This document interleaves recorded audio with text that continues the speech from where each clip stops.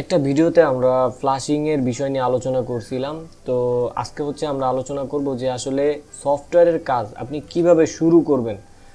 শুরুর সময় আপনাকে প্রথমে যে বেসিক যে ধাপগুলো, যেমন আপনি প্রথমে লক আনলক করা শিখবেন। যদি লক আনলক করা আপনি বুঝেন, তারপরে মোবাইলের মুড সম্পর্কে যদি আপনার ধারণা থাকে যে কোন সিপিইউ যুক্ত মোবাইলে কোন মুডে কম্পিউটারের সাথে কানেকশন পাওয়াতে হবে, এই বিষয়গুলো, এই বেসিক বিষয়গুলো যদি আপনার ভালোভাবে জানা থাকে, তাহলে আপনি সফটওয়্যারের কাজ শুরু করতে পারবেন।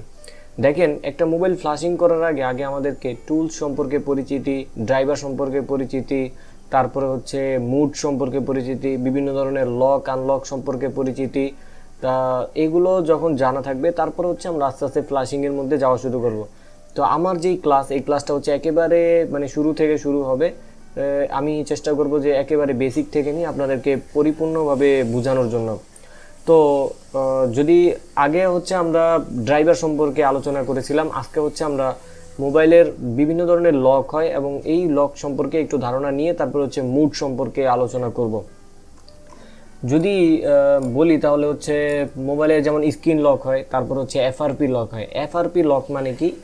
এফআরপি লক মানে যে আপনি আপনার ফোনে যদি কোনো গুগল অ্যাকাউন্ট থাকে, তো মোবাইলটাকে যখন আপনি হ্যান্ড রিসেট করবেন, মানে ফ্যাক্টরি রিসেট করবেন, বা অথবা যদি ফ্লাশ করেন, তাহলে কিন্তু ওই যেই গুগল অ্যাকাউন্টটা, সেই অ্যাকাউন্টটা দেখবেন যে ফ্লাশ করার পরে যখন আপনি ফোনটা ওপেন করবেন, তারপরে দেখবেন যে ওই লকটা আসে এবং বলবে যে আপনাকে একটা জিমেইল দিতে। কোন জিমেইলটা দিতে হবে? আপনার ফোনে আগে যেই জিমেইলটা লগ ইন করা ছিল, ওই জিমেইলটাই আপনাকে দিতে হবে। তো আসলে লকটা কেমন হয়, আপনি যদি একেবারে নতুন হয়ে থাকেন, তাহলে আমি আপনাকে একটু দেখাই।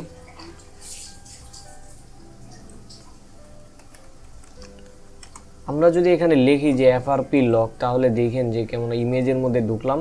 এখানে এরকম একটা অ্যাকাউন্ট যাবে।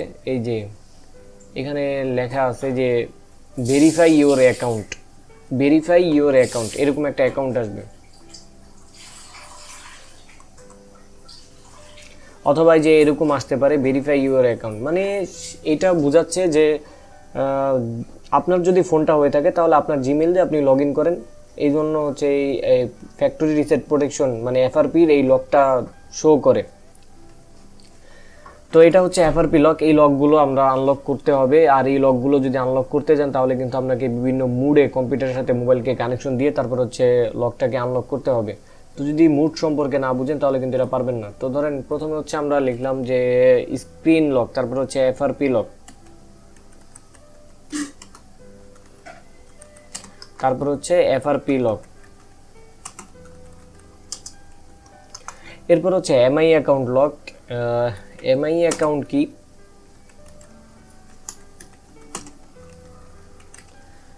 যদি আপনার ফোন এমআই মোবাইল হয়, অথবা রেডমি, পোকো, শাওমি এই ধরনের ফোন হয়, তাহলে দেখবেন যে ওটার মধ্যে একটা অ্যাকাউন্ট দেওয়া যায়। মানে ওই যেই কোম্পানির ফোন ইউজ করেন, ওই ফোনের কোম্পানির উপরে একটা আইডি খোলা যায়, এমআই আইডি বলে। সেটিংয়ের মধ্যে গেলে দেখবেন যে এমআই নামের একটা আইডি থাকে, অ্যাকাউন্ট। ওইখানে আপনি একটা অ্যাকাউন্ট ক্রিয়েট করতে পারবেন। আর ওই অবস্থায় যদি আপনি মোবাইলটাকে ফ্লাশ করেন, তাহলে প্রথমে স্ক্রিন ফ্লাশ করলে কিন্তু স্ক্রিন লকটা প্রথমেই কেটে যাবে। এখন থাকবে এফআরপি এবং এমআই অ্যাকাউন্ট। যদি আপনার ফোনে গুগল অ্যাকাউন্ট থেকে থাকে, তাহলে এফআরপি অবশ্যই আসবে, ওইটাকে আনলক করতে হবে। আরেকটা যে এমআই অ্যাকাউন্ট, যদি আপনার ফোন এমআই হয় আর ওই ফোনের মধ্যে যদি এমআই অ্যাকাউন্ট দেওয়া থাকে, তাহলে এমআই অ্যাকাউন্টের এই লকটা আসবে। তখন আপনাকে দুইটা লক রিমুভ করতে হবে ফ্লাশ করার পরে, মানে হ্যান্ড রিসেট করার পরে দুইটা লক রিমুভ করতে হবে। একটা ফ্যাক্টরি এফআরপি লক, তারপর আরেকটা MI account lock. MI account লকটা কীরকম হয় একটু দেখেন। এই যে এমআই অ্যাকাউন্ট যদি আসে, তাহলে কিন্তু এরকম ইন্টারফেস আসবে। এখানে লেখা যাবে দিস ডিভাইস ইজ লকেড, এরকম লেখা আসবে। এই যে এরকম, এটাকে বলে এমআই অ্যাকাউন্ট। এই যে যদি পোকো মোবাইল হয়, তারপর রেডমি অথবা এমআই, এগুলো কিন্তু একই কোম্পানি। এই জন্য এই ফোনগুলোর মধ্যে আপনি এমআই লক অ্যাকাউন্ট দিতে পারবেন। যদি অ্যাকাউন্ট রিমুভ না করে ফ্যাক্টরি রিসেট করেন, তাহলে কিন্তু আপনার ফোনে এমআই অ্যাকাউন্ট লকটা শো করবে। তো এটাও কিন্তু রিমুভ করা যায়। আর এটা যদি আপনার অ্যাকাউন্ট যদি জানা থাকে, তাহলে অ্যাকাউন্ট দিলে এমনি লক খুলে যাবে। তারপরে ভিভো অ্যাকাউন্ট লক আসে, ভিভোতে আসে। এরকম প্রত্যেকটা ফোনের হাওয়াই অ্যাকাউন্ট যদি দেওয়া থাকে, তাহলে অনেক সময় হাওয়াইতে অ্যাকাউন্ট লক চায়। তারপরে স্যামসাংয়ে যদি স্যামসাং অ্যাকাউন্ট দেওয়া থাকে, তাহলে কিন্তু স্যামসাংয়ের অ্যাকাউন্টে লক চায়। তারপরে হচ্ছে ভিভোতে যদি থাকে ভিভো, ওপ্পোতে, রিয়েলমিতে এগুলোতেও যদি থাকে তাহলেও কিন্তু সেখানে এরকম লক আসবে।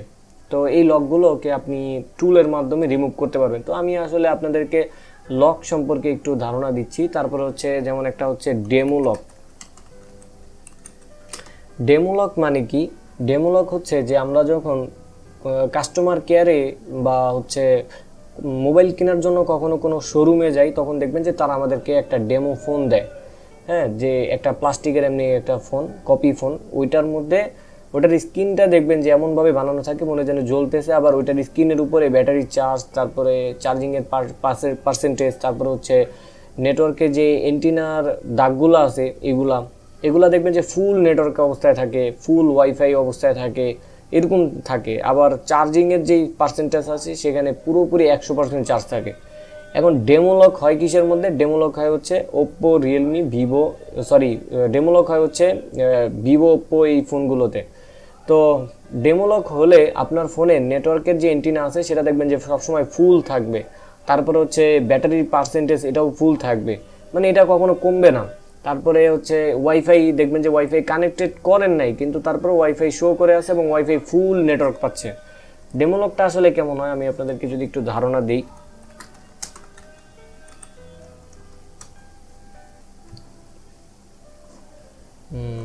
আচ্ছা, এখানে লিখতে হবে ভিভো।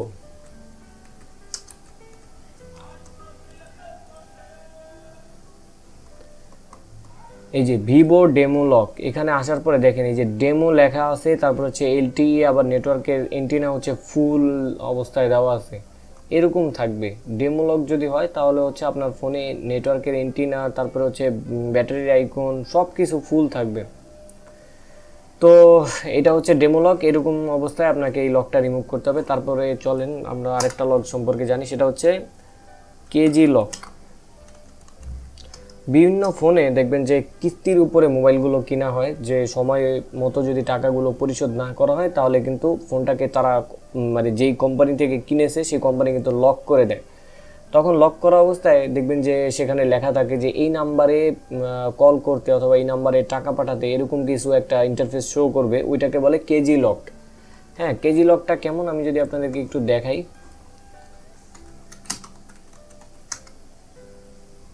দেখেন এই যে স্যামসাংয়ের মধ্যে কেজি লক অথবা নোক্স লক, কেজি অথবা নোক্স যে কোনো একটা, এই যে এখানে লেখা আছে, একটু বড় করে দেখাই। এই যে এই আইমিআইয়ের উপরে এরকম একটা লক দিছে। তো এটাকে যদি রিমুভ করতে হয় তাহলে কিন্তু মানে বলবে যে এই নাম্বারে টাকা পাঠাতে, তারপরে পাস কি, এই যে এরকম কিছু দেওয়া থাকে।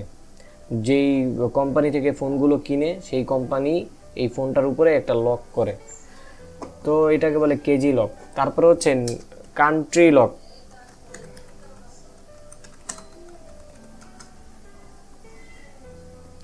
কান্ট্রি লকগুলো কি?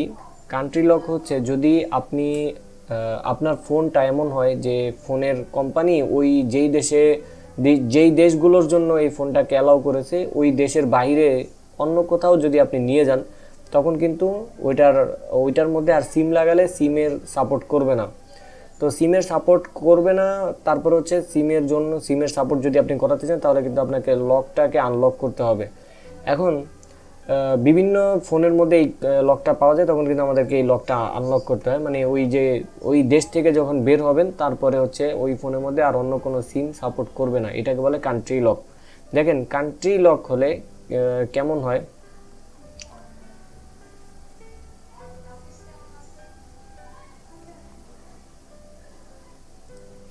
কান্ট্রি লক হলে এই যে এরকম আসে, যখন আপনি একটা সিম লাগাবেন সিমের মধ্যে লেখা আসবে যে সিম নেটওয়ার্ক আনলক পিন, মানে এরকম একটা পিন চাইবে, এটাকে বলে কান্ট্রি লক। এই যে স্যামসাংয়ের কান্ট্রি লক। তো কান্ট্রি লক সম্পর্কে আমরা একটু জানলাম। তারপরে হচ্ছে আমাদেরকে জানতে হবে যে আচ্ছা এই ধরনের অনেক লক থাকে। তারপরে হচ্ছে একটা লক আছে বুট লোডার লক।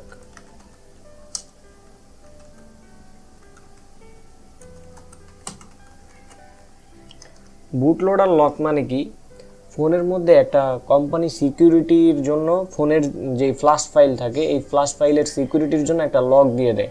যে আপনি যদি কখনো এই ফোনটাকে ফ্লাশ করতে চান তাহলে এই ফোনের যে সেম ফাইল আছে, সেম ভার্সন আছে, সেইটাকে যাতে আপনি নড়চড় না করতে পারেন এই জন্য কোম্পানি আপনার ফোনের মধ্যে একটা বুট লোডার লক দিয়ে দিবে, যে আপনি মন চাইলেই ওই ফোনের মধ্যে যে কোনো ফ্ল্যাশ ফাইল, তারপরে হচ্ছে কাস্টম রোম, তারপরে হচ্ছে যে কোনো সিকিউরিটি চেঞ্জ, এইগুলো আপনি করতে পারবেন না যদি আপনার ফোনে বুট লোডার লক থাকে। বুট লোডার আসলে যখন হচ্ছে আপনাকে আমি লক আনলক করা শেখাবো তখন হচ্ছে আপনি এই বুট লোডার লক সম্পর্কে ভালো বুঝতে পারবেন। আপাতত শুধু এতটুকু মনে রাখেন যে বুট লোডার হচ্ছে মোবাইলের ফ্ল্যাশ ফাইলের জন্য একটা সিকিউরিটি লক। যেমন মনে করেন আমার ফোন হচ্ছে রিয়েলমি, এখন রিয়েলমির মধ্যে আমি চাচ্ছি যে পিক্সেলের কোনো কাস্টম রোম ইনস্টল করব। এখন এটা কিন্তু সম্ভব না, কারণ গুগল পিক্সেল হচ্ছে আলাদা একটা ব্র্যান্ড আর রিয়েলমি হচ্ছে আলাদা একটা ব্র্যান্ড। এখন একটার ফোনের মধ্যে আরেকটা কাস্টম রোম কিন্তু আমি ইনস্টল করতে পারবো না। তো এই জন্য যদি আমাকে ওইরকম কোনো আদার্স কোনো রোম ইনস্টল করতে হয় তখন কিন্তু আমার ফোনের সিকিউরিটি ভাঙতে হবে। এখন ফোনের মধ্যে আছে রিয়েলমি, তো রিয়েলমির ফাইল দিয়েই কিন্তু আমাকে রিয়েলমি মোবাইলটাকে ফ্লাশ করতে হবে। যদি আমি অন্য কোনো থার্ড পার্টি রোম ইনস্টল করতে যাই তাহলে কিন্তু ফোনের যে সিকিউরিটি আছে, কোম্পানি যে সিকিউরিটিটা দিয়ে দিছে, তো ওই সিকিউরিটি কিন্তু ভাঙতে হবে। ওই সিকিউরিটিটাকে বলে বুট লোডার। এটা কিন্তু প্রত্যেকটা ফোনের মধ্যেই থাকে। যদি আমি আপনাকে বুট লোডার লকটা একটু দেখাই যে কেমন হয়,